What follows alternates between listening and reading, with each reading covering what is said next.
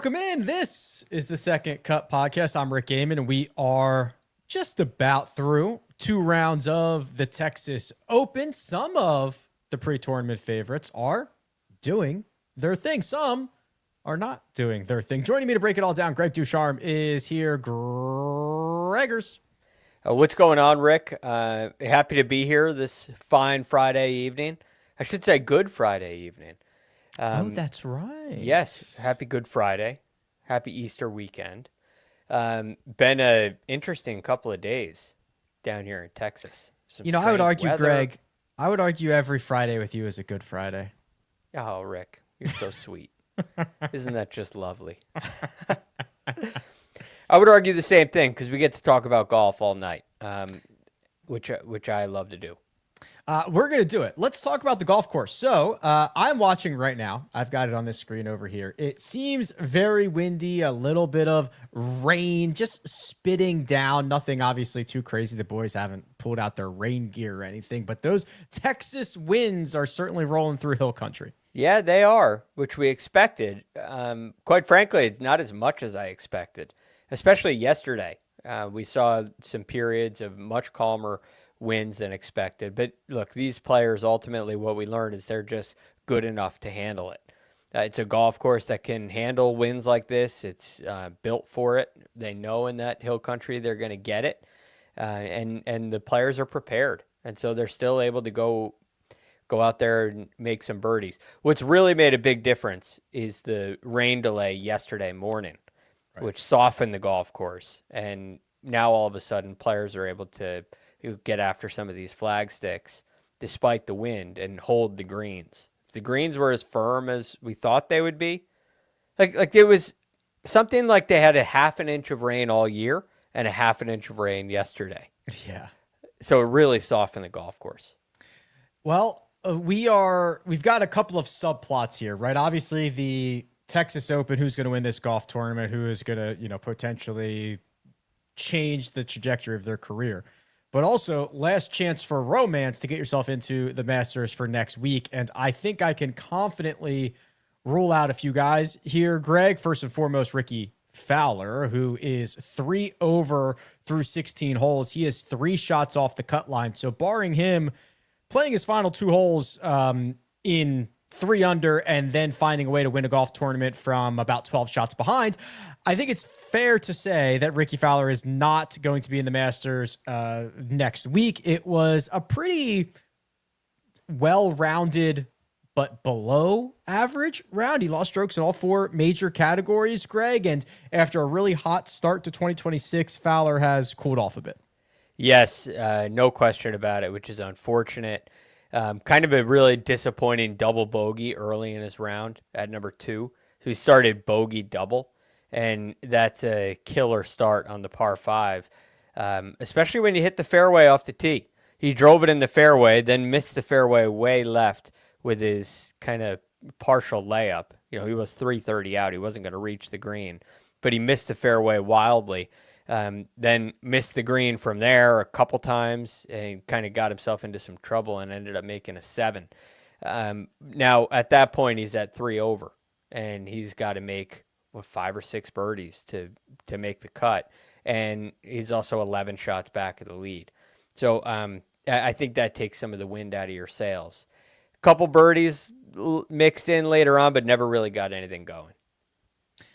Speaking of 7s, that is my transition to Sepp Straka, who, I'll tell you what, Greg, it's weird to see this scorecard or these 2 scorecards here because it was 2 even par 72s. He's going to miss the cut. That's obviously even 2 under is going to be the number in all likelihood.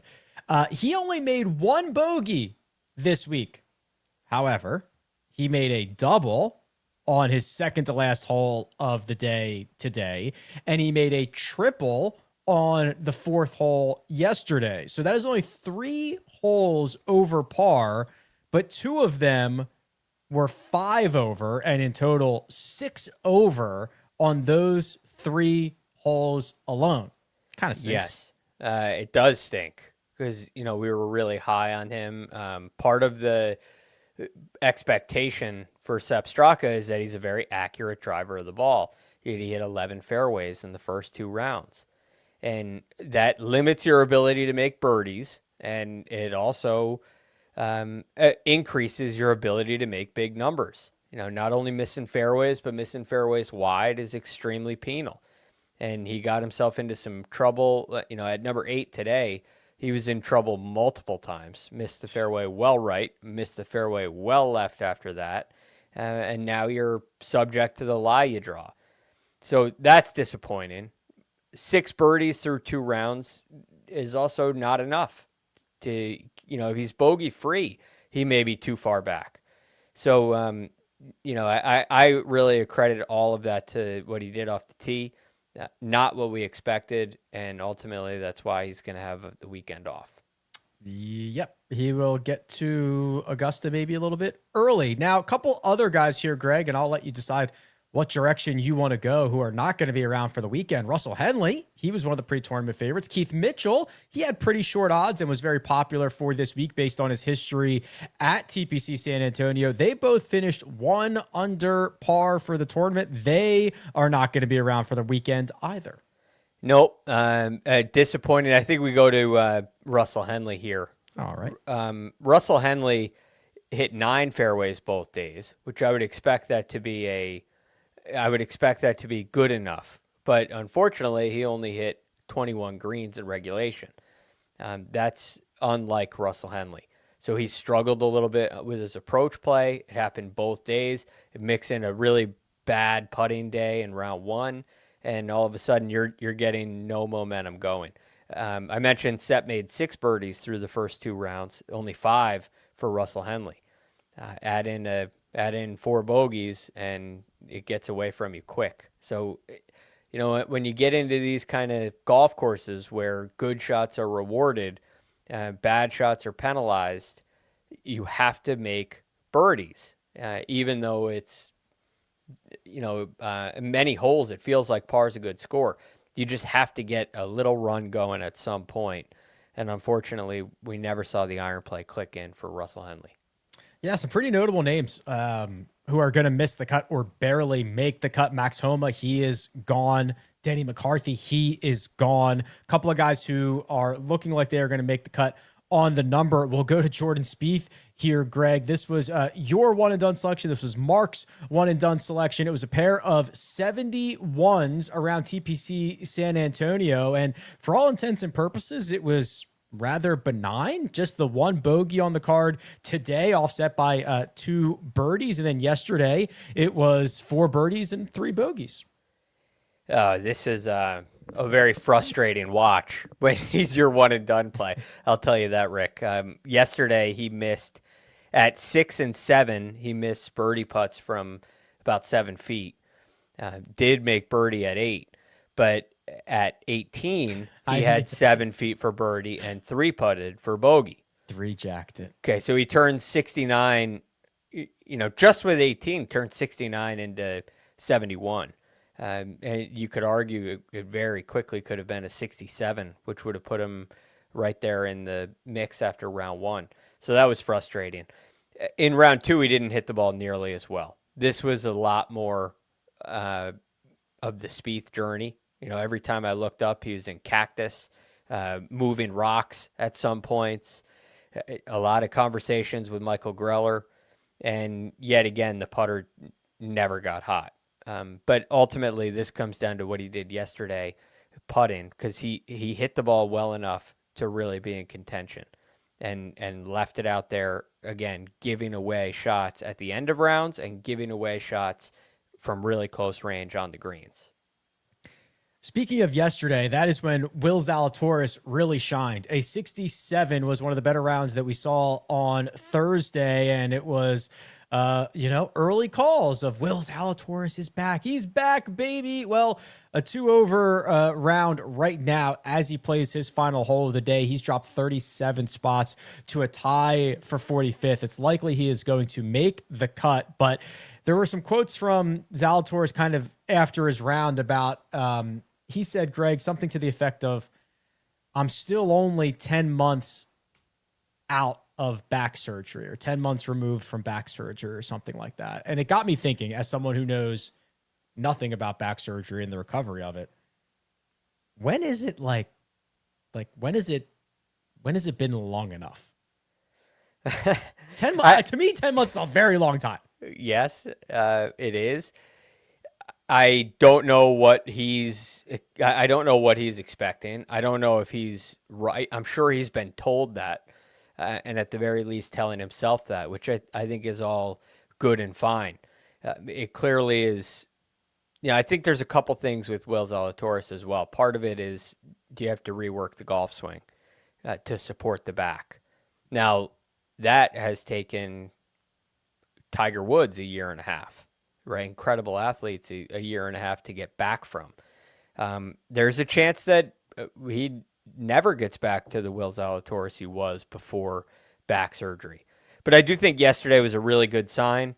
Again, going out and shooting 5 under, kind of with a couple careless bogeys late in his round at 7 and 8.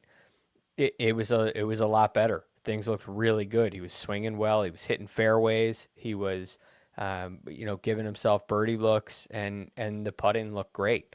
So, to answer your first question, Rick, I don't have a great answer for it, which is really no answer. But it depends on when you feel comfortable again.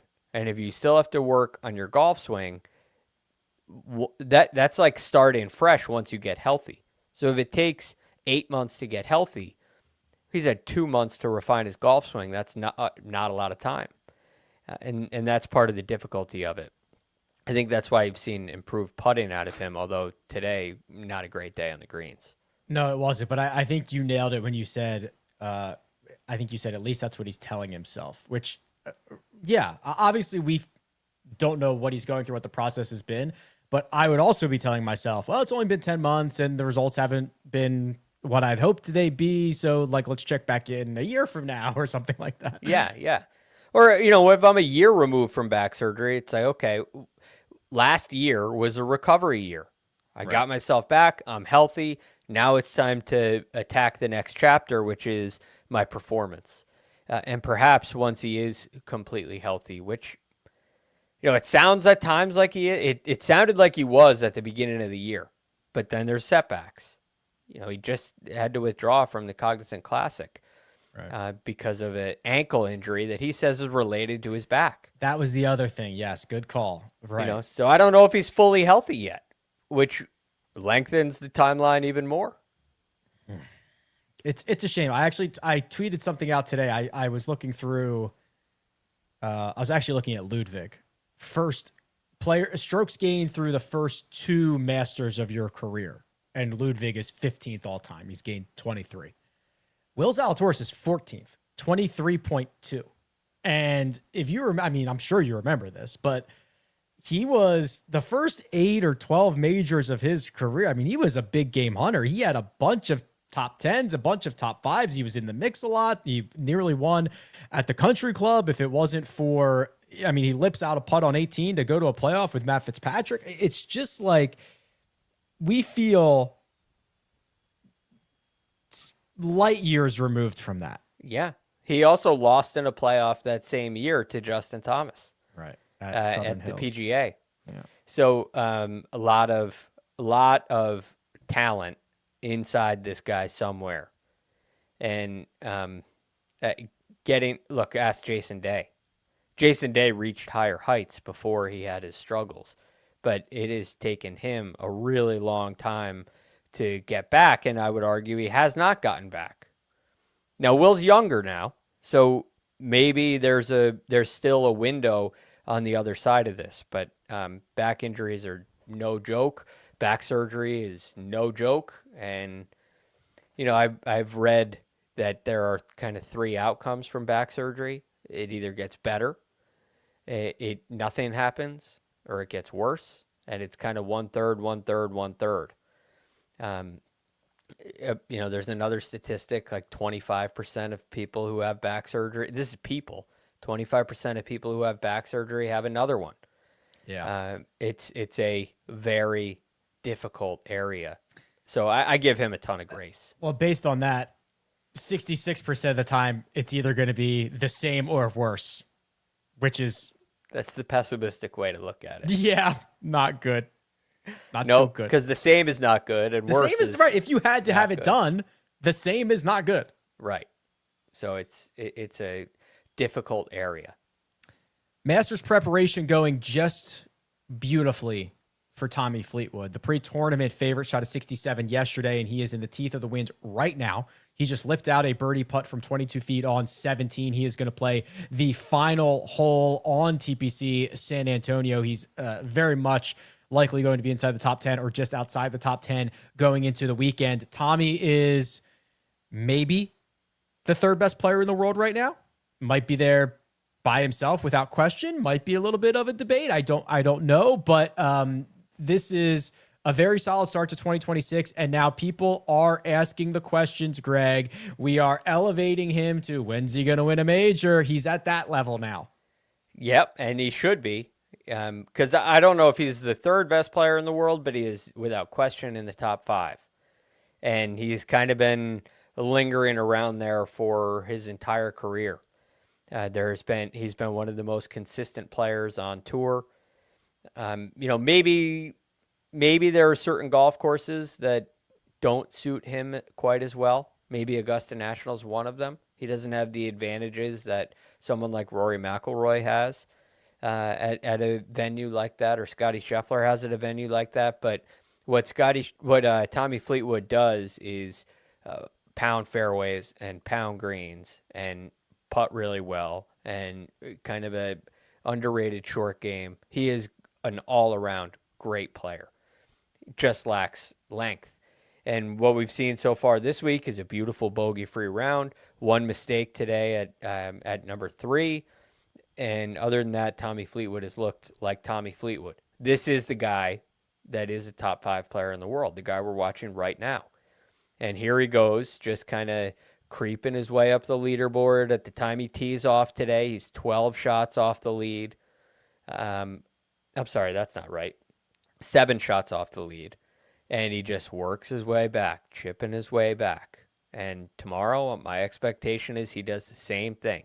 He's a fairway and green style of player, exactly what this golf course looks for, and probably the best. The player, I don't know. What is he? He's the highest ranked player in the field, I guess is the way to say it. Yes. That's, higher than Ludwig, right? Yeah. It's got to be. Yeah. Definitely.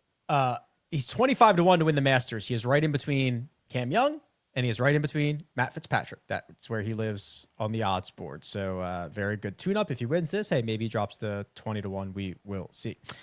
The big name, and I am, calling Ryo Hisatsune a big name, is still out on the golf course. And this is the guy that could really screw up any leaderboard graphics that we might be showing here in the next few minutes, because he's currently 9 under par in a tie for third. He has a handful of holes to play. He could stay there. He could get up into solo second. I doubt he is going to take the lead, or he could just disappear. No idea. But Ryo Hisatsune opened up with a 68 yesterday, rattled off 3 birdies as he made the turn today, has a couple of holes still out in front of him. But this dude, I love him. I just love everything about his game, and if he putts well, he's going to contend. Yes, and Rick, you look at what he's done so far this week. There's a couple things that I love. First, he is putting very well today. Mm-hmm. He's 7th in strokes gained putting on the day. But the other thing is he's really taking advantage of the second 9 here, which is much easier than the front 9, about a full shot easier. Year over year, the back 9 is a full shot easier than the front 9. One of the hardest 9s on the PGA Tour is the front 9 at TPC San Antonio, and the back 9 is much easier. And he's played the back 9 so far in 64 strokes, and just 1 under on the front 9, but that's fine. So, I don't expect to see a huge move in these remaining 5 holes, but I'm very impressed with what I've seen so far. His iron play is sensational. He has missed a lot of fairways today, but he hasn't missed them wide. He hasn't gotten himself into the trees, and he's getting some putts to fall as well, those are huge bonuses for a guy like Ryo. They just cut to him putting for birdie from like 25 feet, and I thought he made it because they cut to him putting from birdie from 25 feet. He did not. So still there at 9 under. That's the update. The update is nothing has happened.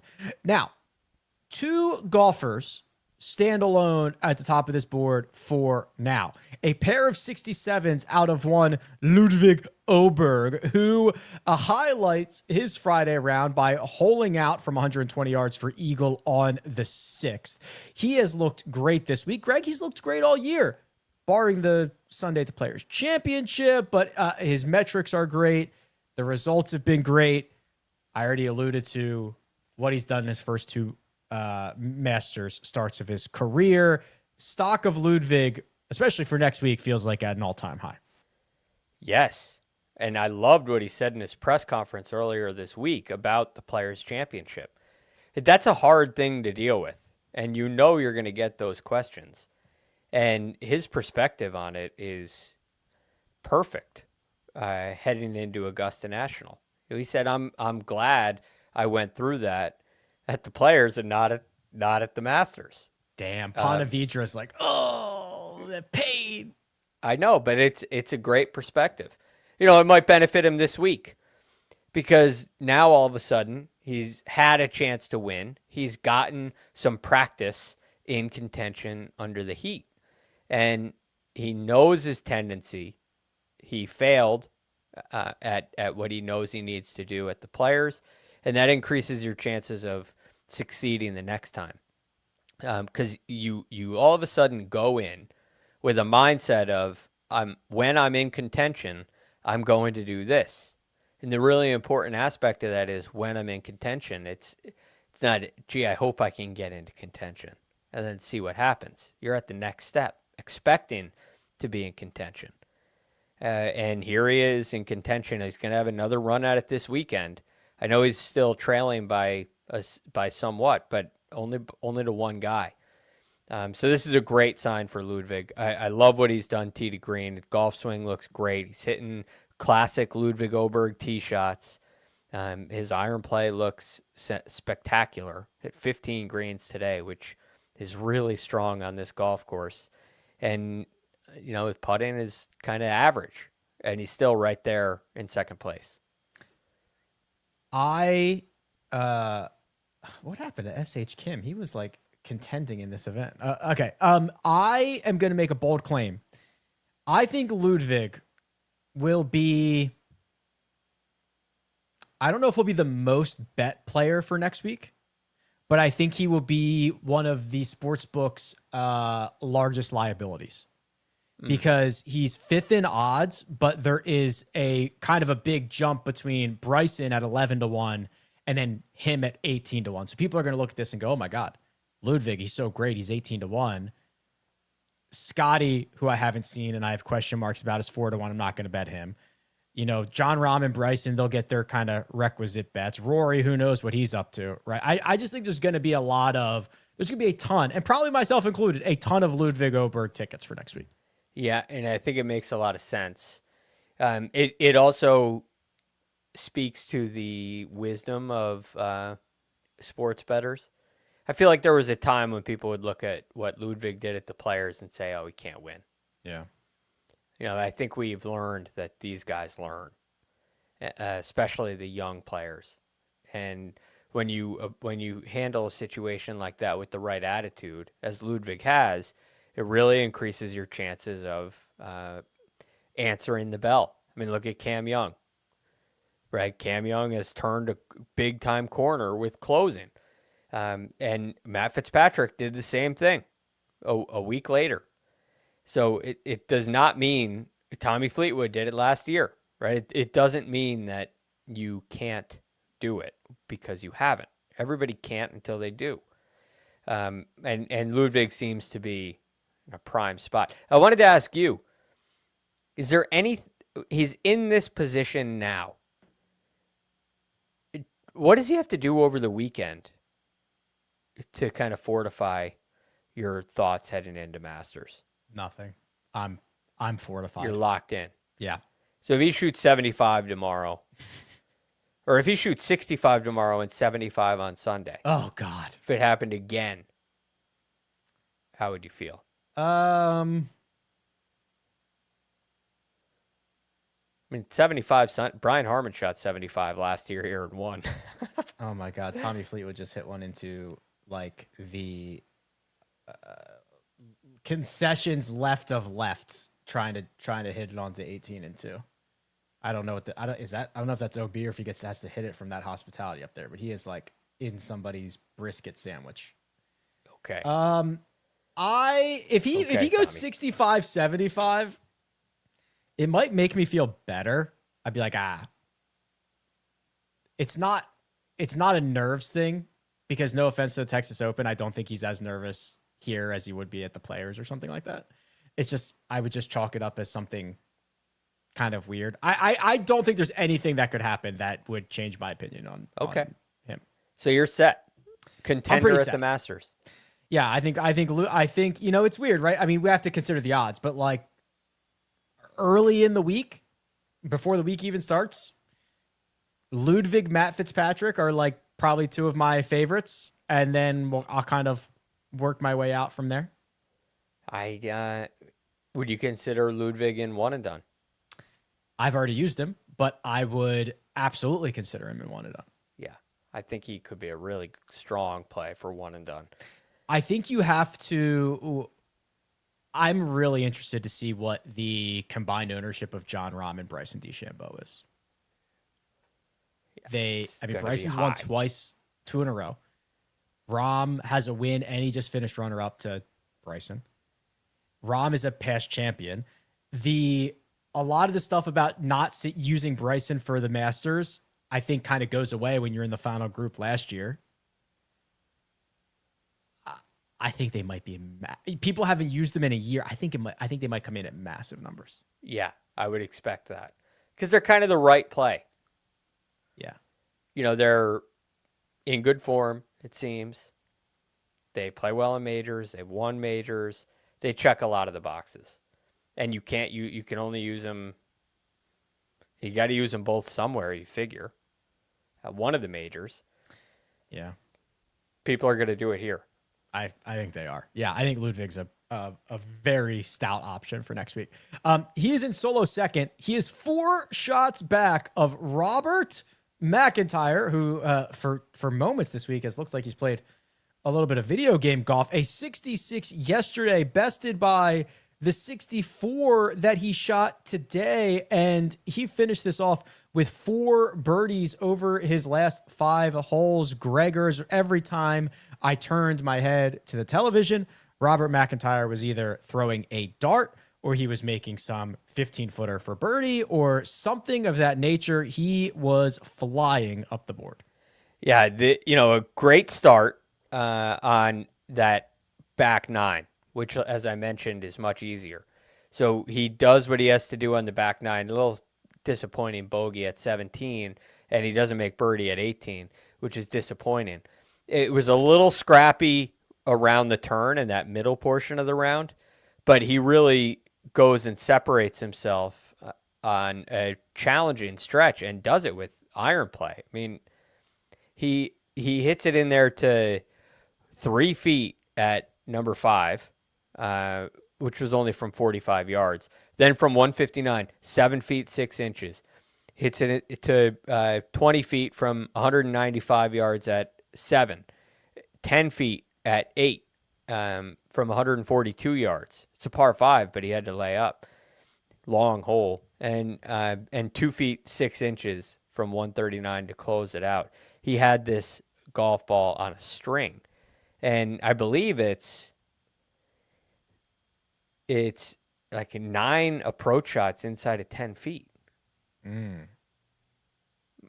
Maybe not. Maybe I should say inside 11 feet. One of those is 10 feet 7 inches. So half your round, you're putting inside of 10 feet for birdie. That kind of thing doesn't really happen very often around here, and that's why he led the field in strokes gained approach today, gaining 5.6 shots. Stout. It's got to be the best of his career. I'll look that up later. It was, it was great. And now for a guy who's won the Canadian Open, the Scottish Open, has been a member of multiple Ryder Cup teams, firmly in that Tommy Fleetwood category of like, hey, you could be the next first time major winner. He could be. I don't think there's anywhere near as much expectation on him. You know, he's kind of a sneaky guy that is popular because people are like, okay, the guy's really good. I think for a long time in Robert McIntyre's career, I've had a hard time figuring him out because I'm not really sure what he's good at. But he just kind of keeps proving that he's good at everything. I look at the way that he finished this round today, again, on that more difficult side, making birdie on 4 of his last 5 holes. It extends the lead to 4. Heading into a weekend where it's expected to be windy, there may be more rain. It feels perfect for Robert McIntyre to go and close this thing out.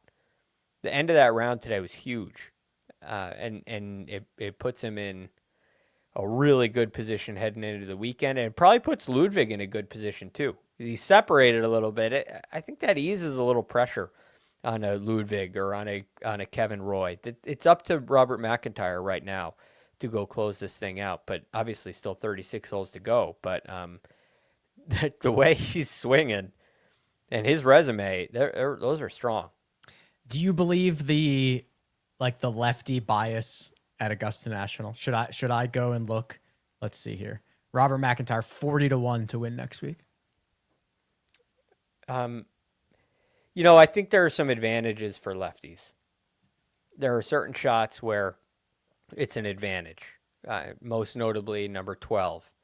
Because your push, when you miss to the push side, it's short. Right. When you pull, it goes farther. So it definitely helps when the green's angled from front left to back right.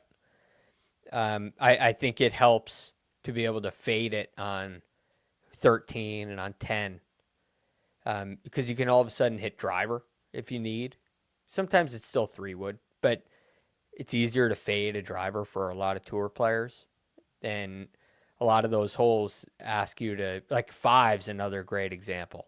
You know, you can rip driver up there and fade it. Some guys feel like they have to draw it there. 2, another one, you can rip a power fade down there.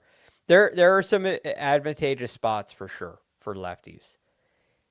There's so few of them. You know, I think it's more important to assess how they're playing. Clearly, Robert McIntyre is playing really well. And I do give that a slight advantage. I'll tell you what, you've got Akshay Bhatia, lefty, who won Bay Hill a couple starts ago. You've got Robert McIntyre, who is even money to win this event. Might have a couple of lefties trending as they get to next week. Robert McIntyre just put a bow on this. His last 2 major championships, he finished T7 at the Open last year, and he finished runner-up at the U.S. Open as well. He is the favorite, as you can imagine, to win the Valero Texas Open. I'm looking at the odds right now, updated to the moment.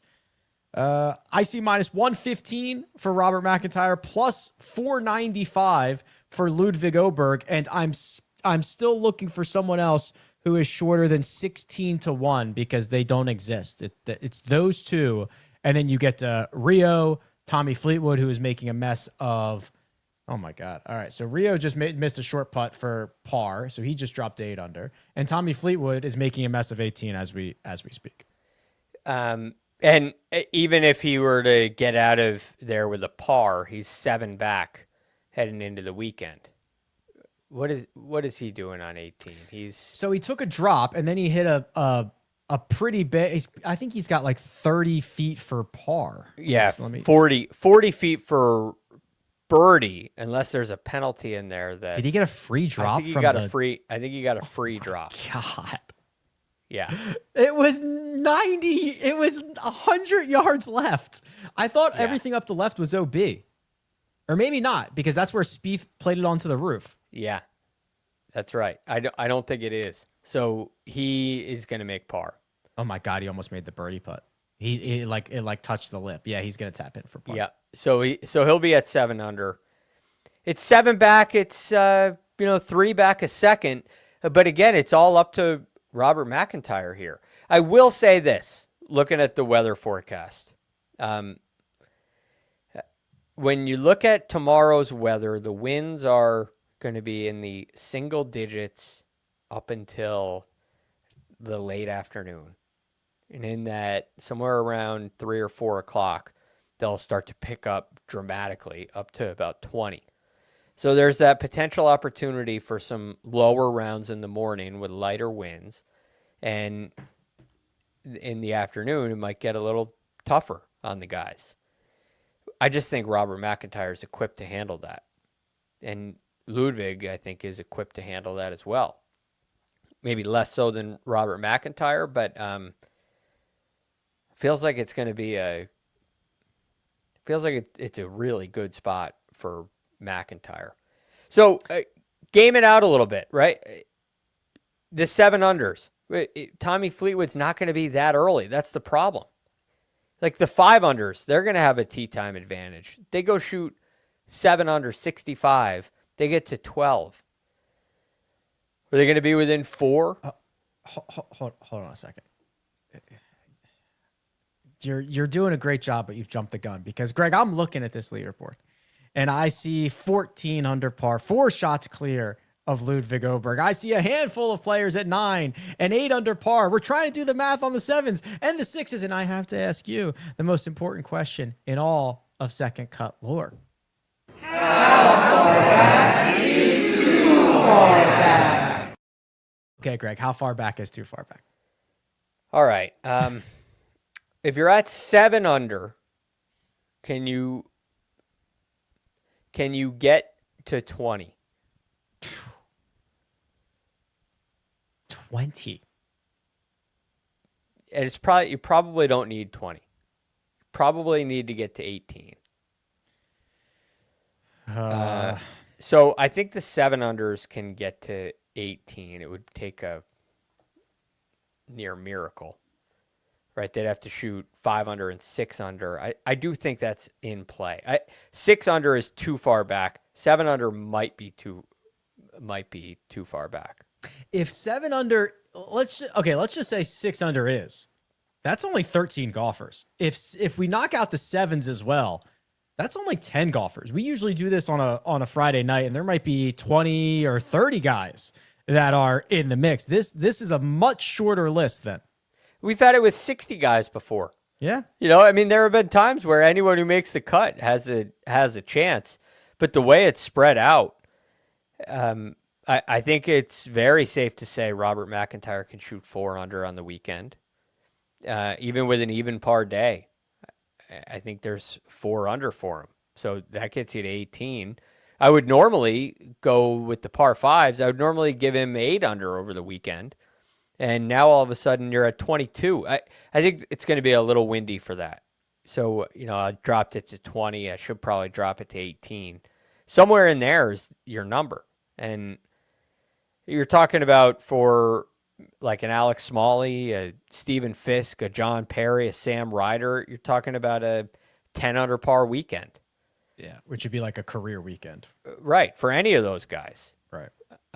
For Bud Cauley, it'd be a career weekend as well as he's played, sitting at 9 under par. I really feel like this is a 2-horse race. So I'm going to say 6 under is too far back, but that's very loose. It's probably less. It's probably more like 9 under is too far back. Wow. All right. Well, if we only have 2 horses, these are 2 pretty good horses, Robert McIntyre, Ludwig Åberg, who will, I don't know, exit the gate. I couldn't think of any good horse terminology. They'll be coming around the quarter pole. I don't know. Yeah, round in turn 3. Yeah, I don't know enough. But they're 2 good horses. I'll tell you that. 2 good thoroughbreds. I'll tell you that. We'll be back on Sunday to not only recap this event, but yes, we will declare it Masters Week. We will do that, and we will rock and roll into it. But for now, I'll say big thanks, producer Mina. She does all the hard work behind the scenes. That's Greg DuCharme. I'm Rick Gehman. This is The Second Cut. We'll see you next time.